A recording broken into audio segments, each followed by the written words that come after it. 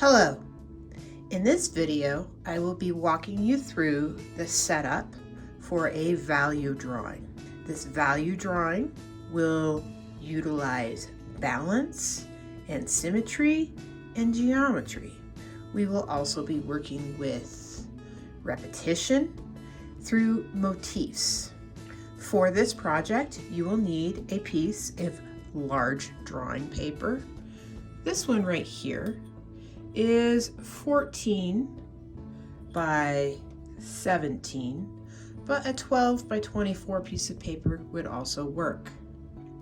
Additionally, you'll need a piece of cardstock or some other sturdy piece of paper to cut out motifs, a protractor, a ruler, pencil with an eraser, and a pair of scissors.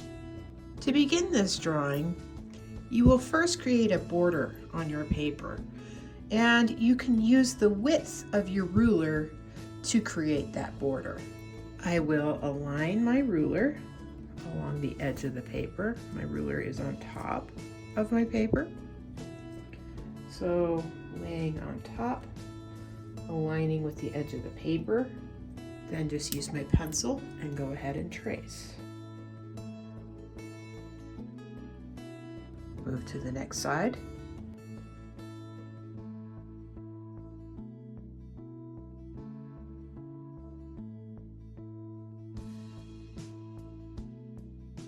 Make sure your ruler is flush along the edge of the paper.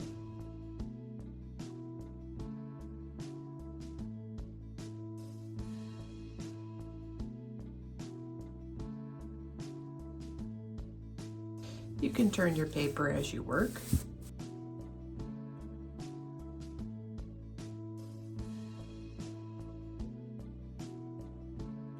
Now, in this video, I've drawn pretty darkly with my pencil.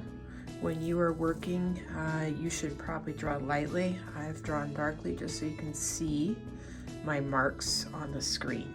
My next step is I need to find the halfway point of my paper, vertically and horizontally. Now this paper would be 17 inches, so I just need to divide that by 2. So my measurement is 8.5 inches. All I will be doing is making a mark at 8.5 inches. My ruler was flush against the edge of the paper. Now I have to do the same thing on the other side, but the easiest way to do that is just flip my paper.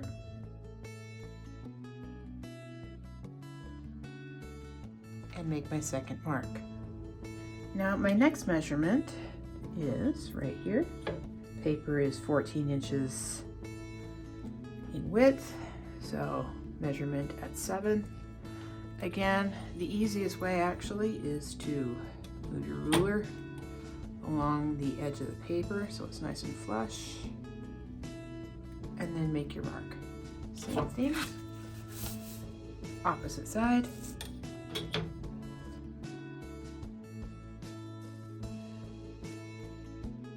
So I have my marks. At this point, this is when I'm going to get my protractor, because this is going to add me my curved lines in my composition. And I'm going to trace the perimeter of the protractor, but I have to center it on the marks I just made. Flush against the edge of the paper and trace.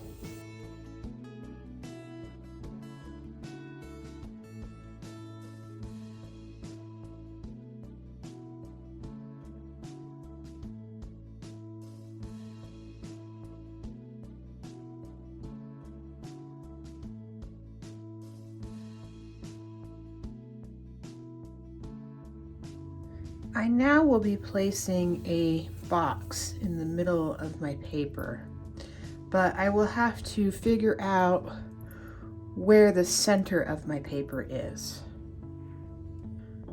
First, I'm just going to now lightly, and I'm not going to go draw all the way through, connect those 2 initial marks that I made at the beginning. And I'm just lightly, I'm not drawing all the way from the top and the bottom because I don't need it that long, but I've made a small mark here in the middle.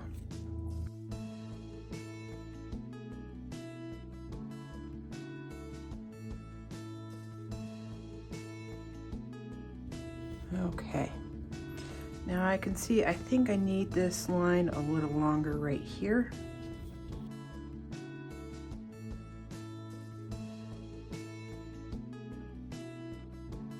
So essentially I have an X and a Y in the middle of my paper. Now I'm going to measure about, let's say this, I want my box to be about 2 inches by 2 inches. So I'm going to measure an inch this direction, an inch this direction, and the same thing on the opposite sides. Putting my 1 inch mark right here at what would be considered the origin, making a mark at 2 and 1, same thing, opposite direction. So approximately I have my box there. Now, an easy way to make sure that my sides of my box are going to be even is, what I recommend is flushing the end of your ruler with the edge of your paper.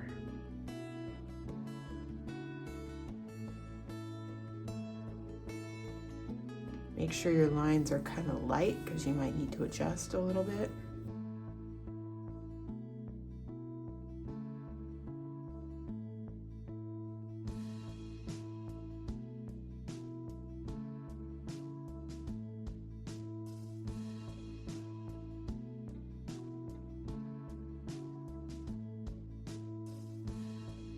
So I have an approximate box right there, about 2 inches by 2 inches. You can take your ruler and recenter. That side's 2 inches. 2, 2. Now, should you have chosen to do a larger box, you may. I could have done 3 inches by 3 inches, 4 inches by 4 inches. Just make sure that you have an even box in the middle. This one will be just a smaller box, 2 inches by 2 inches. I now can erase. Now, again, I drew a little bit darker than you should, but that's just so it can show up on camera.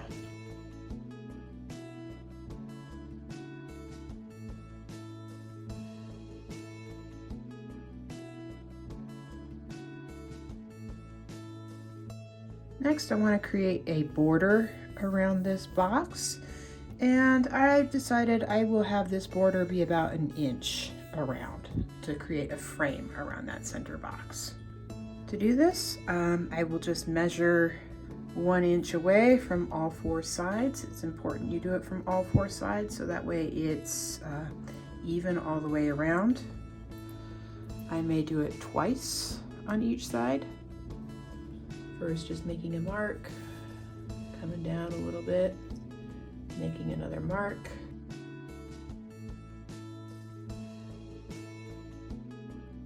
It's always important to do twice because if you just do it once, your mark might be off. You need 2 different points to align from.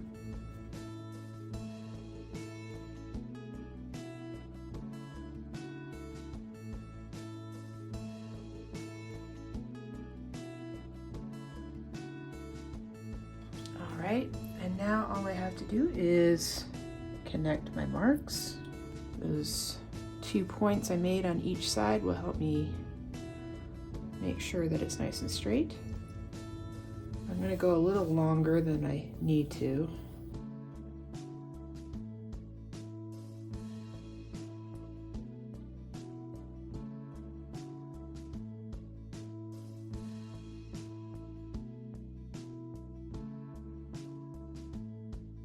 Alright, and now I have a frame around the center box. Erase a little where it was extra on my lines, and there we have it, center frame. It's now at this point you can start diverging from what I'm doing. I'm just going to show you one way of breaking up this paper.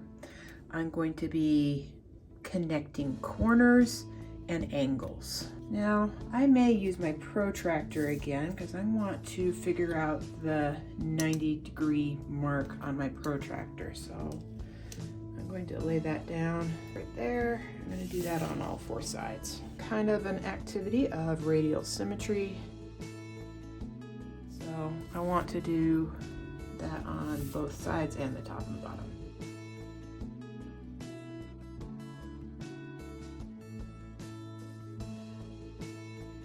Have my mark, so now I have this angle I can play off of.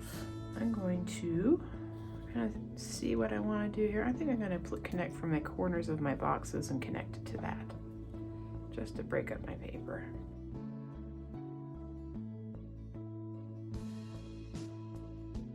I'm going to do that on all 4 sides. Now this side is going to be a little bit bigger, simply because this is a rectangular piece of paper.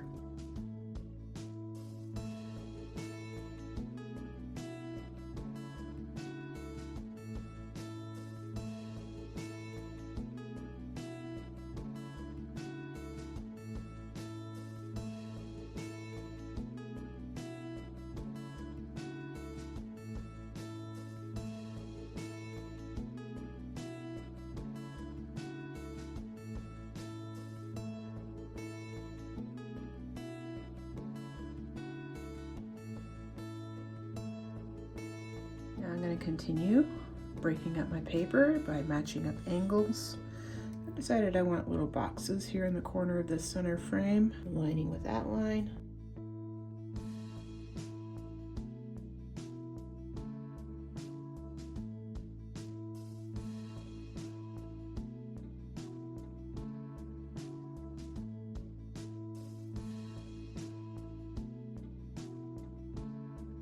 Moving forward, I think I'm going to connect this angle to this angle, or corner to corner.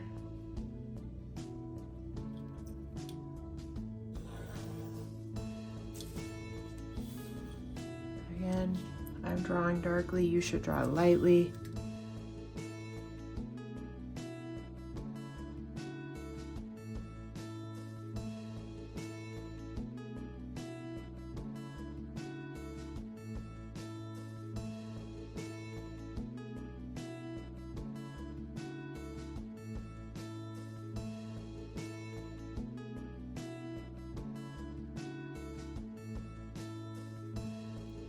I'm going to continue.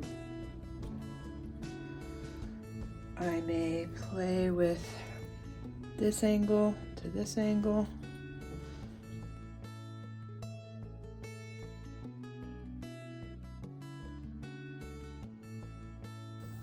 Always draw your lines from corner to corner. That will ensure your symmetry.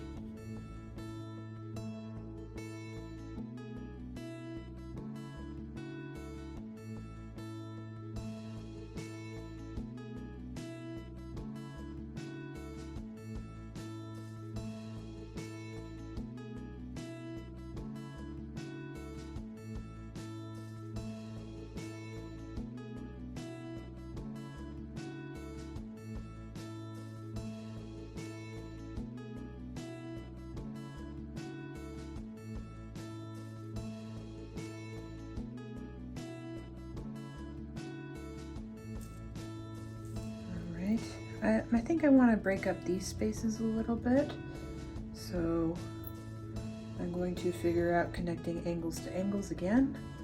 I may just do this point to this point.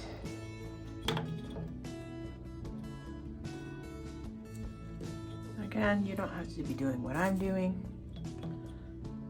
but when you are breaking up the surface of your paper, make sure you're doing the same thing on opposite sides. And always connecting angle or corner to corner. And you can turn your paper so that way you're doing the same movements.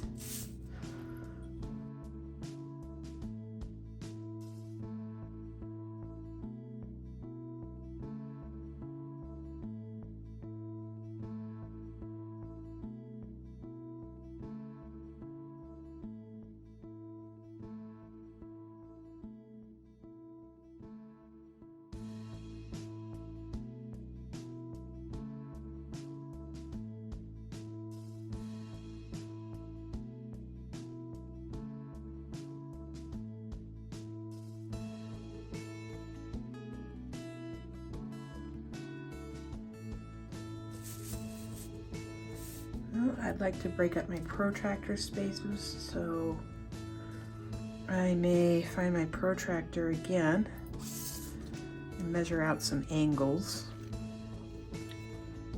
I decided I want to have about a 60-degree angle, and I'd have to be around 120 to be about the same angle on that side. I'm going to do that on all 4 protractor spaces.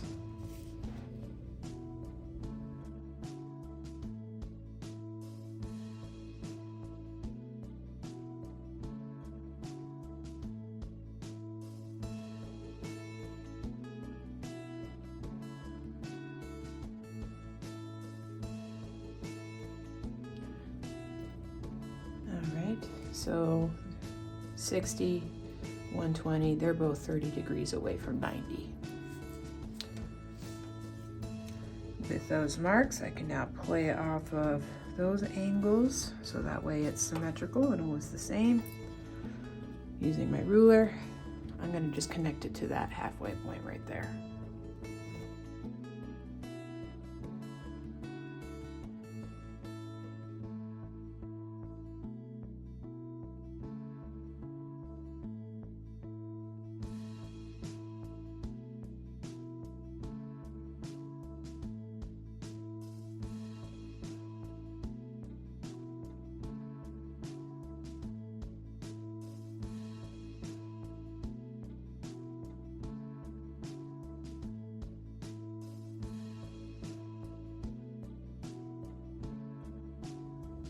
I feel as though that I have sufficiently broken up my paper using geometry and angles. I now can start working with my cardstock and my scissors. I'm going to start planning out motifs that I can place in each space. The motif is something that I can create is, working off a theme. I've decided this one's going to be a cat theme. And I'm just basically going to be creating a stencil with this cardstock that I can place in each space. Now, because my cardstock is slightly, I can see my pencil lines there. If you cannot see your pencil lines after breaking up, you may want to darken them with your pencil, but since I drew darkly in the beginning, I'm just kind of lightly planning out that space. I can see where my motif will fit into. And from there I can come up with a motif that I will put into that space. Make sure that your motif touches the edges, so that way it's easier to align when you cut it out and trace it.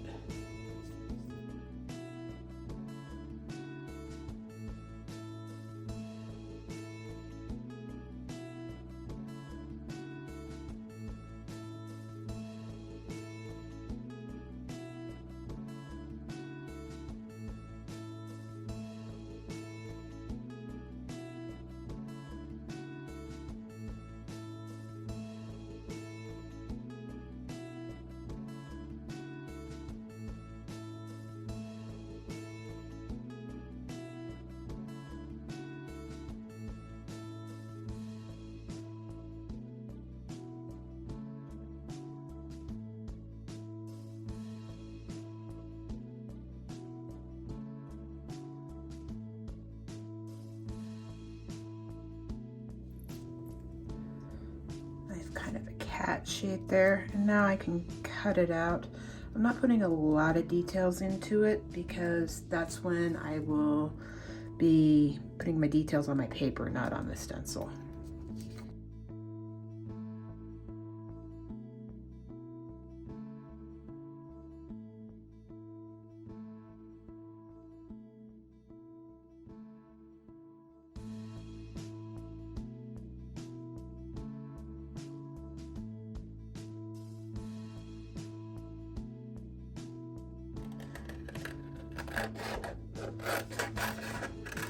Sometimes it's easier to cut off the larger piece of paper away so you can get at your stencil a little easier.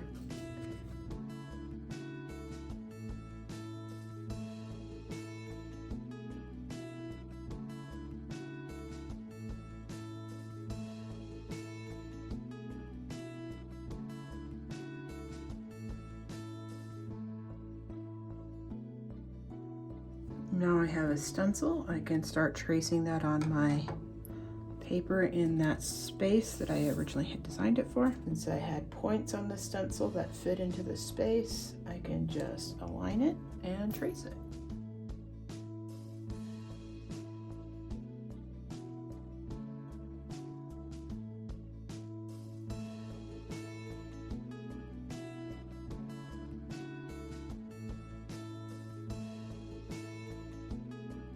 And now I can just flip it backwards or opposite to fit in the other space.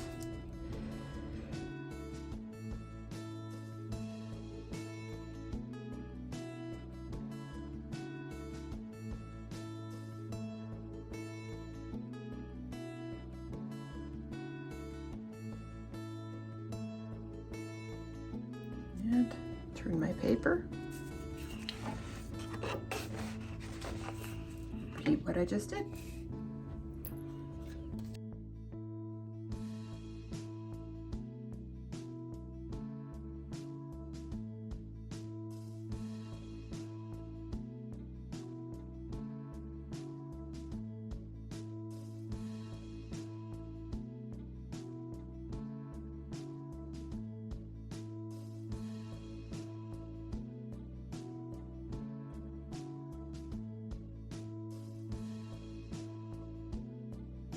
I will now duplicate the process I just did to make this stencil to put motifs in my larger spaces.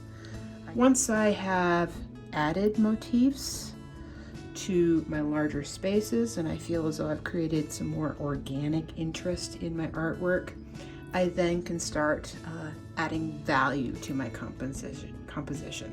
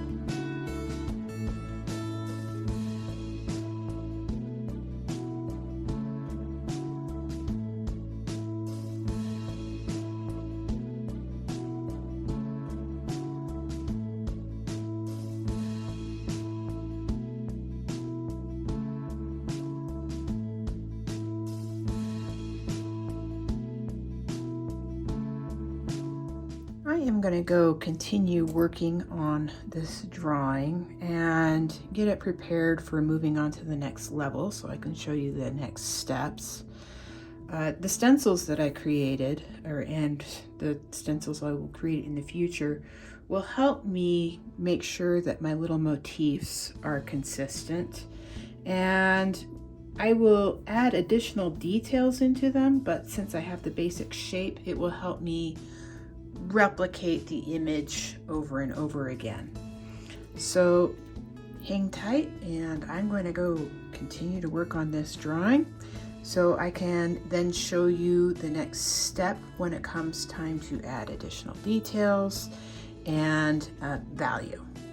As you can see, I've done a bit of work on this composition. I have created several motifs and placed them in various spaces in my work of art. I'm now starting to add details and levels of value in my artwork.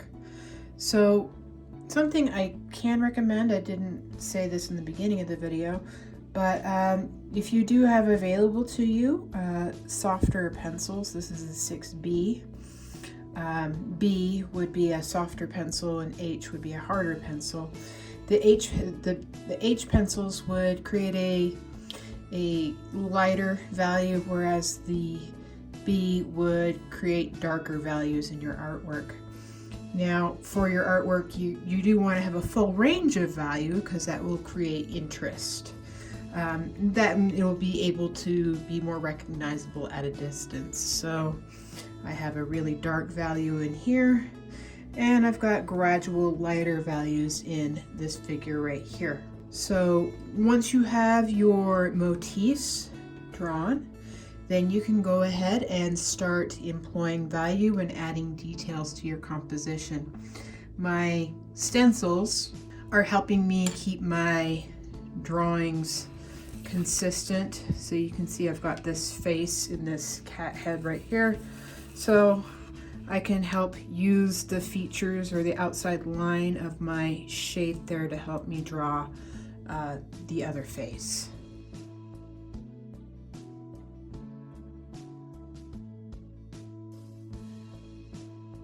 Lightly planning out my details first, and once I have a relative approximation to what I have there, I can start darkening up my values.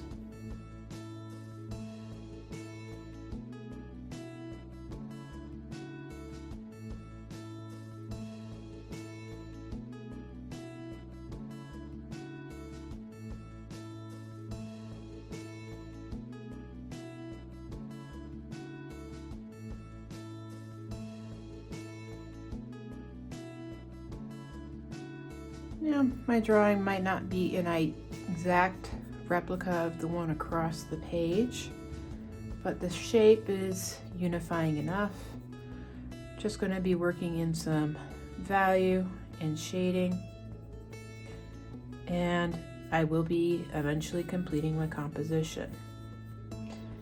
Now, you do not necessarily have to be working with cats like I have. You could be working with geometric shapes, organic shapes, what other motif you would like for your composition. Well, with that said, make sure that you're using a full range of value when you're working on your composition. Again, you can use drawing pencils to more easily build up darker value. Artworks that are hanging around the same levels of value have less variety and less interest. So make sure that you're working with dark darks to light lights, and that will create dimension in your artwork.